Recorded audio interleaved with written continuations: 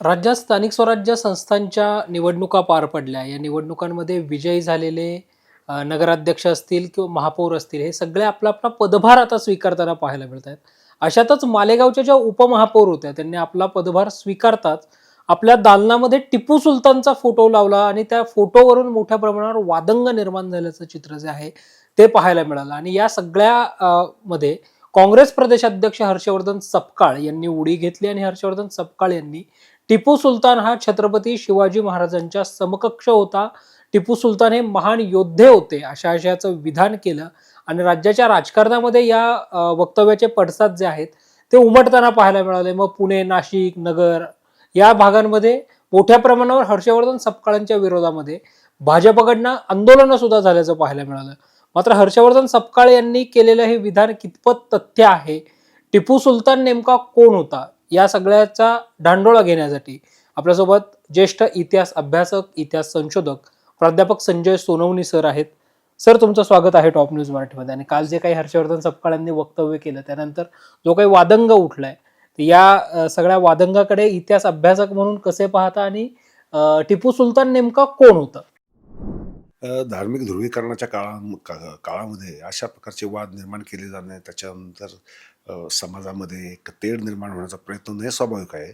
परंतु हे अत्यंत चुकीचं आहे असं मला वाटतं. याचं कारण असं आहे की इतिहासामध्ये म्हणजे 17व्या-18व्या शतकातल्या इतिहासाकडं आपण 21व्या शतकातल्या दृष्टीने पाहायचा प्रयत्न करून त्याचे सामाजिक वाद आणि आताही सामाजिक वाद जोडायचा प्रयत्न करणं हे अत्यंत गैरलागू आहे, चुकीचं आहे.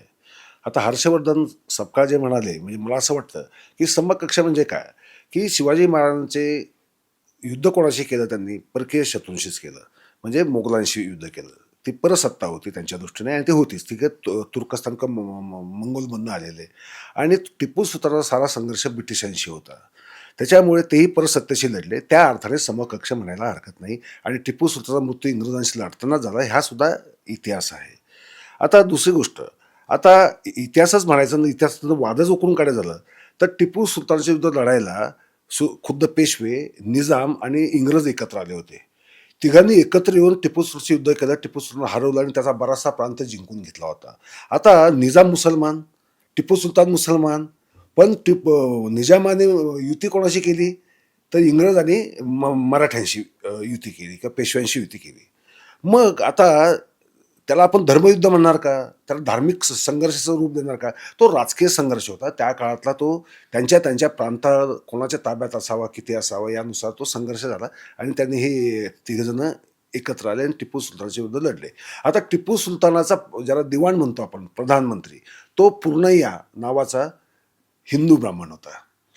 तो आयुष्यभर म्हणजे हैदर अलीपासून ते टिपू सुलतान आणि त्याच्यानंतर ओडियार घराणं ज्यावेळेस सत्तेवर आलं त्याच्यानंतर तोपर्यंत पूर्णय्या हा म्हैसूर संस्थानाचा किंवा राज्याचा मुख्य दिवाण किंवा ज्याला आपण पंतप्रधान म्हणू अशा पदावर तो होता. मग टिपू सुलतान जर हिंदू द्वेष्टा होता असा जो आरोप केला जातो किंवा शृंगेरीचा मठ हा ज्यावेळेस उद्ध्वस्त झाला, तो काही सरदारांनी केला आपल्या पेशव्यांच्याच, त्याला मदत करणारा कोण होता? जवळपास 30 पत्र त्याची टिपू सुलतानाची उपलब्ध आहेत. आता टिपू सुलतानने कुर्ग आणि मालाबार प्रांतामध्ये अत्याचार केले अशा नोंदी आहेत, पण त्या ब्रिटिशांकडच्या नोंदी आहेत. आता ब्रिटिशांनी लिहिलेला इतिहास आपण वसाहतवादी इतिहास एकीकडे म्हणतो आणि वसाहतवादी इतिहास नाकारण्याकडे आता सध्या बराच कल आहे. मग आपण सोयीस्कररित्या त्यांनीच लिहिलेला इतिहास सोयीस्कररित्या स्वीकारायचा, तो डोक्यावर घ्यायचा आणि जो आपल्याला गैरसोयीचा वाटतो तो इतिहासामध्ये टाकून द्यायचा, असा प्रकार सध्या होतोय असं मला वाटतं. कारण असं आहे की जो प्रांतामध्ये अत्याचार झाल्याच्या ज्या नोंदी आहेत तो बंडखोर प्रांत होता आणि त्यात ख्रिश्चन म्हणजे सिरियन ख्रिश्चन जे होते टिपू सुलतानच्या काळातले, त्यांची सुद्धा धर्मांतरं केली गेली. त्यामुळे ब्रिटिशांनी काय केलं की ख्रिश्चन धर्मांतरांवर जास्त जोर दिला आणि त्याच्यावर हिंदूही झाली असं म्हटलंय. परंतु म्हणजे धर्मांतर झालीच नाही असं नाही आहे, ती झाली. परंतु विश्वकोशानेच, मराठी विश्वकोशानेच म्हटले की ब्रिटिशांनी लिहिलेला इतिहास अतिशयोक्त आहे, तो सबळ पुराव्याही टिकत नाही असं मराठी विश्वकोशामध्ये स्पष्टपणे नमूद केलं गेलेलं आहे. कारण समकालीन इतर जी साधनं आणि पुरावे आहेत ते त्याला तेवढं समर्थन देत नाहीत. हा एक दुसरा भाग आहे.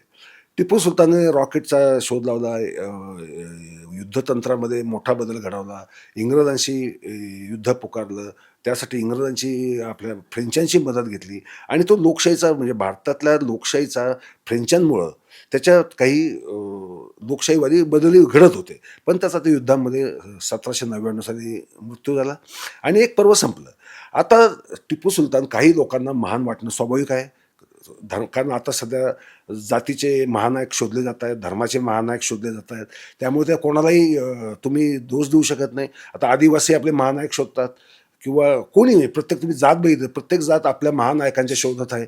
अशा स्थितीमध्ये कोणी कोणाला महानायक म्हणायचं हा त्या त्या व्यक्तीच्या व्यक्तिगत भावनेचा, त्याच्या आकलनाचा, त्याच्या समजेचा भाग आहे. पण टिपू सुलतान हा देशद्रोही होता का? तो ज्याला आपण म्हणू की समाजद्रोही होता का? की ज्याने काही भारतावर त्याच्यामुळं आर्थिक म्हणा किंवा राजकीय म्हणा आपत्ती आल्यात का? तर असं जर पाहायला गेलं तर आपण तसं तर दिसत नाही आपल्याला. मग असं असताना टिपू सुलतानचं चित्र लावलं, म्हणजे एखाद्या औरंगजेबाचं लावलं तर आपण त्याचा धिक्कार निश्चितच करू म्हणजे केला पाहिजे, कारण तो माणूस खलनायकच आहे कोणत्याही अँगलने जर आपण विचार केला तर. पण टिपू सुलतानचं तसं म्हणता येत नाही आपल्याला. मग अशा स्थितीमध्ये त्याच्यावर जर वाद निर्माण आणि हा वाद पहिल्यांदा निर्माण झाला 2015 साली ज्यावेळेस कर्नाटक सरकार त्याची जयंती साजरी करणार होतं टिपू सुलतानाची, त्यावेळेसही घमासान वाद झाला होता. त्यानंतर मुंबईला एका स्टेडियमला त्यांचं नाव देण्यात येणार होतं, तेव्हाही वाद झाला आणि आता तिसऱ्यांदा मालेगावच्यामुळं हा वाद होतोय. मला असं वाटतं की टिपू सुलतानाला मुस्लिम अस्मितेचं रूप देऊन त्याला आपण कारण नसताना अवाजवी महत्त्व देऊन, कारण नसताना त्याला बदनाम करणं म्हणा आणि दुसऱ्या घटकाला आपला हिरो बनवावा असं वाटू लागावं, असं जे वातावरण बनवलं जातं आहे, हे वातावरण मात्र धोकेदायक आहे. हे भारतीय समाजाला, भारतीय अस्मितेला किंवा भारतीय ऐक्याच्या दृष्टीने ही घटना अत्यंत निंदनीय आहे, दुःखद आहे आणि राजकीय पक्षांनी त्यात पडणं हे अजून खेदजनक गोष्ट आहे. मला असं वाटतं की जुन्या काळातला इतिहासाकडं आपण स्वच्छ दृष्टीने पाहावं. त्यात चांगलं वाईट दोन्ही गोष्टी सगळ्यांकडनंच घडलेल्या आहेत. त्याचं आपण विश्लेषण करावं आणि आजच्या वर्तमानात त्याच्यापासून काय शिकायचं हे ठरवून भविष्य आपलं कसं बांधायचं हे आपण पाहिलं पाहिजे. ते न पाहता जर आपण असे वाद घालत राहिलो तर मला असं वाटतं हे भारतीय माणसाला शोभा देणारं नाही, भारतीय परंपरेलाही ते शोभणारं नाही. कारण काही झालं, आज तुम्ही कितीही नाकारायचा प्रयत्न केला तर टिपू सुलतान या भारतीय परंपरेचाच एक पाईक आहे. जसे छत्रपती महाराज महानायकच आहे, त्यात काही शंकाच नाही. जसे पेशवे आहेत, जसे बादशाह अकबर असेल, म्हणजे असे अनेक महान जे लोक आहेत जे भारतीय परंपरेचे साक्षीदार, त्यांचं आपण कुठेतरी निरपेक्षपणे आकलन करून त्यांच्याकडे स्वच्छ दृष्टीने पाहायचं आपण शिकलं पाहिजे आणि त्याप्रमाणे समाज मनाने तसा विचार केला पाहिजे. त्यामुळे मन दूषित करून घेता कामा नयेत असं मला वाटतं. सर, टिपू सुलतान विषयी नेहमी बोलताना असं म्हटलं जातं की टिपू सुलतान हा तुम्ही जसं सांगितलं तसं तो हिंदू द्वेष्टा होता किंवा हिंदूंवर अतिक्रमण करत होता. एवढे 1-2 लाईनचा इतिहास जो आहे तो त्याची मोडतोड करून तो टिपू सुलतान समाजासमोर आणला जातो. टिपू सुलतानचा नेमका इतिहास नेमका कसा होता? आता बघा, टिपू सुलतान जर धर्मांध असता तर त्याचा प्रधान कोण असता? निश्चित मुस्लिम असता. पण पूर्णय्या नावाचा ब्राह्मण हिंदू हा त्याचा पंतप्रधान होता. ज्याने टिपू सुलतानचे लालबागसारखे जे काही महत्त्वाची बांधकामं वगैरे केली त्याची सगळी देखरेख झाली पूर्णय्याच्या देखरेखाली. कर धोरण असेल किंवा म्हैसूरला सिल्क सिटी बनवण्यामागं जो हातभार आहे त्याला अहिल्यादेवी होळकरांनी हातभार लावला. म्हणजे कारागीर जे आहेत, म्हणजे विणकर जे आहेत, विणकर पुरवले कोणी? अहिल्यादेवी होळकरांनी म्हैसूरला पाठवले. त्यामुळं म्हैसूर हे सिल्क सिटी म्हणून उदयाला आलं. म्हणजे तो जर हिंदुत्वद्रष्टा असता, हिंदू द्रष्टा असता तर अहिल्याबाई होळकर तर हिंदू धर्माच्या अभिमानीच होत्या. त्यांनी त्याला कशी मदत केली असती? केली नसती. कारण तत्त्वज्ञ महाराणी अहिल्यादेवींना तत्त्वज्ञ महाराणी म्हणणारा टिपू सुलतान आहे हे आपण विसरतो. पूर्ण त्याचा पंतप्रधान होता हे आपण विसरतो. शृंगेरीच्या शंकराचार्यांच्या मठाला त्याने मदत केली अशी 30 पत्र उपलब्ध आहेत, त्याची दानपत्र पण उपलब्ध आहेत. त्याने मग शृंगेरी, आता तर शंकराचार्यांचा मठ म्हणजे हिंदूंचं ते महत्त्वाचंच ठिकाण, त्याला मदत त्याने केली नसती. आता हा जो कुर्ग आणि मालाबार भागाबद्दल जे बोललं जातं त्या भागातलं बंड झालेलं होतं. ते बंडखोरांशी जसं कोणताही राजा वागतो बंडखोर याच्याशी तसं तो वागला. ते त्याने मग तिथले ख्रिश्चन असोत, हिंदू असोत, त्या आणि मुस्लिमही असोत, त्या सर्वांवरच त्यावेळेस अत्याचार झालेले आहेत. ही सुद्धा वस्तू म्हणजे जेवढ्या प्रमाणात इंग्रज सांगतात तेवढ्या प्रमाणात नाही, पण काही प्रमाणात झालेले आहेत. त्याच्याकडे आपण त्यावेळेचा राजकीय आणि सामाजिक संघर्षाच्या रूपात पाहिला पाहिजे. त्याला धर्मांध जर म्हणायला गेलं तर त्याचं एकंदरीत चरित्र आहे आणि विश्वकोशाने जे म्हटलेलं आहे, मराठी विश्वकोशाने, त्यामध्ये त्याच्या चरित्राचा तो भाग नाही ही वास्तव आहे. त्यामुळे त्याला हिंदू धर्मदृष्ट होता असं जर कोणी म्हणत असेल तर ते अत्यंत त्याच्यावर अन्याय करणार आहे असं म्हणावं लागेल. निश्चितच. आणि काल हर्षवर्धन सपकाळांनी जे म्हटलं की छत्रपती शिवाजी महाराजांच्या समकक्ष टिपू सुलतान होता. दोघांचंही इतिहासामधलं योगदान किंवा कॉन्ट्रीब्युशन हे तितकंच आहे. तर यामध्ये या सगळ्या विधानामध्ये कितपत तथ्य आहे? आता शिवाजी महाराज टिपू सुलतानच्या बरेच आधी झाले, 100 एक वर्ष आधी झालेले आहेत. दोघांचा शत्रू एकच होता, ते म्हणजे परसत्तेच्या विरुद्ध लढणं हा त्यांच्या दोघांमधला समान धागा होता. म्हणजे तिथेच मग कक्ष ठरतात की टिपू सुलतान आयुष्यभर ब्रिटिशांच्या विरुद्ध लढला आणि छत्रपती शिवाजी महाराज मग ह्या अन्यायी सत्ता ज्या आहेत म्हणजे हिंदू असो मुस्लिम असो आणि तेव्हा मुस्लिम सत्ताच जास्त होत्या म्हणजे मोगल असतील, आदिलशाही असेल, गोळकोंडाची कुतुबशाही असेल, या सत्तांविरुद्धच छत्रपती शिवाजी महाराज लढले. त्यांनी स्वराज्य शून्यातनं उभं केलं. त्याच्यामुळे आणि टिपू सुलतानाने इंग्रजांशी सातत्याने संघर्ष करून त्याने त्याचं आपलं स्वातंत्र्य कायम ठेवलं. त्याच्याशी संघर्ष करणारे फक्त ब्रिटिश होते का, तर नाही, पेशवे होते, निजाम होता, निजाम तर मुस्लिम होता, त्याच्याशी त्याचा संघर्ष झालेला आहे. त्यामुळे तो हिंदुत्व द्वेष्टा जर म्हणायचा असेल तर मग तो मुस्लिम द्वेष्टा होता असं म्हणावं लागेल. पण प्रत्यक्षात वास्तव तसं नाही, कारण प्रांत वेगळे होते आणि प्रत्येक प्रांतातली प्रत्येक सत्ता आपापलं स्वामित्व टिकवण्यासाठी प्रयत्नशील होती आणि इंग्रज त्यावेळेस भारतामध्ये सत्ता मोठ्या प्रमाणात स्थापन करण्याच्या बेतात होते आणि ती ब्रिटिशांची सत्ता धोक्याची आहे असं टिपू सुलतानला वाटलं.